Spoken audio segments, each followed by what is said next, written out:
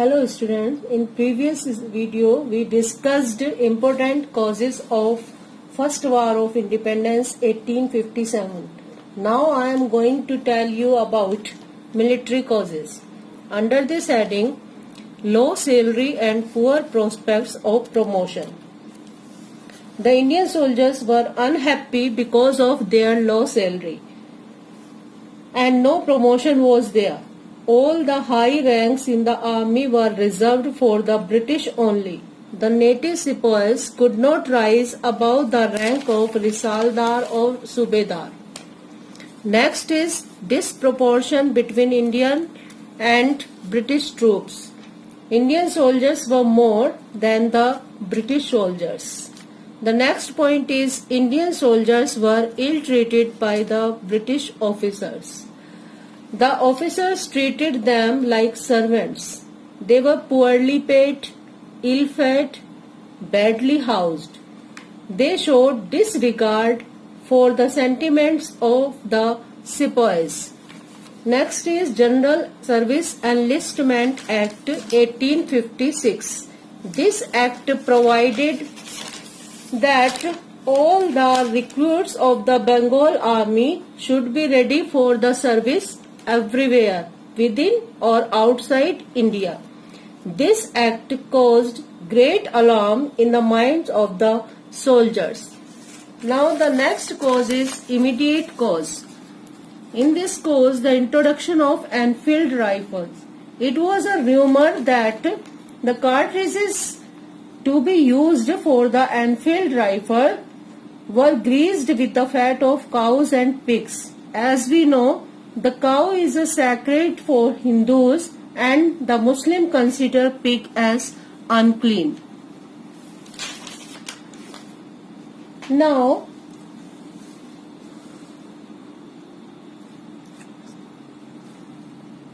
so these were the important causes of the First War of Independence 1857. By the end of 1858, the war was over.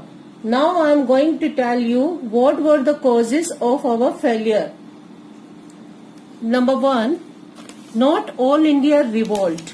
It was not all India revolt. Rani Lakshmi Bai, Tatya Tope, etc. confined to a narrow area. The war was localized. Many parts of India were not affected by the uprising. Punjab remained quiet. Indian rulers like Sindhia and Nizam of Hyderabad stood by the side of British. The next point is lack of planning, organization, leadership and spirit of nationalism. The movement did not have common plans of military action or centralized leadership. It had no common goal. Next point is many sections of the people did not participate like big jamidars, moneylenders, Indian rulers and educated people. Some of the rulers of Indian states and big jamidars refused to join the movement. Some educated Indians did not support.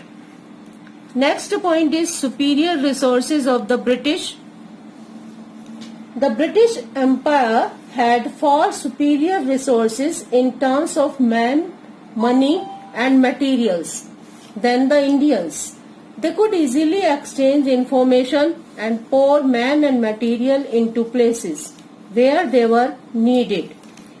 Next point is lack of coordination. No coordination was there among the people of India, as many incidents at Meerut disturbed the whole plan, so no serious efforts was made. Now we will know about the consequences or the result of the First War of Independence. Under this heading, the first point is end of the English Company's rule. End of the English Company's rule, an act for a better government of India was passed on 2nd August 1858. First, the Act of 1858 transferred the government of India from company to the crown. Secondly, company's board of control and the court of directors were abolished.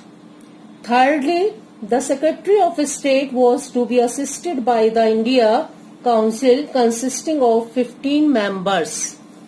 Fourthly, appointments of the civil service were to be made by open competition under rules made by the Secretary of State in Council. Lastly, the Governor General received the additional title of Viceroy.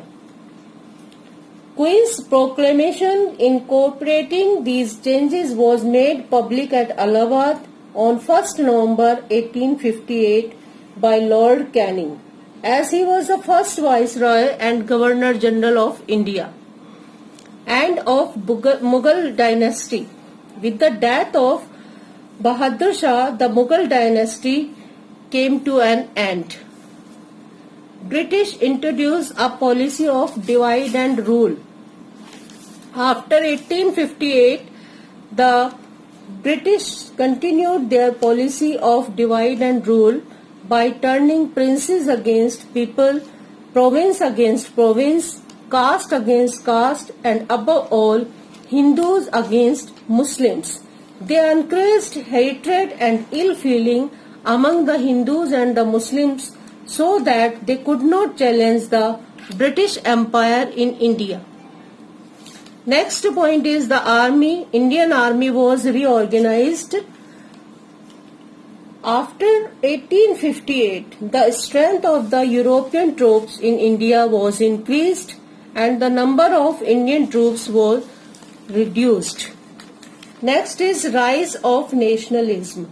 The uprising of 1857 was the first struggle of the Indian people for freedom from the British. It paved the way for the rise of national movement. Now this chapter is over.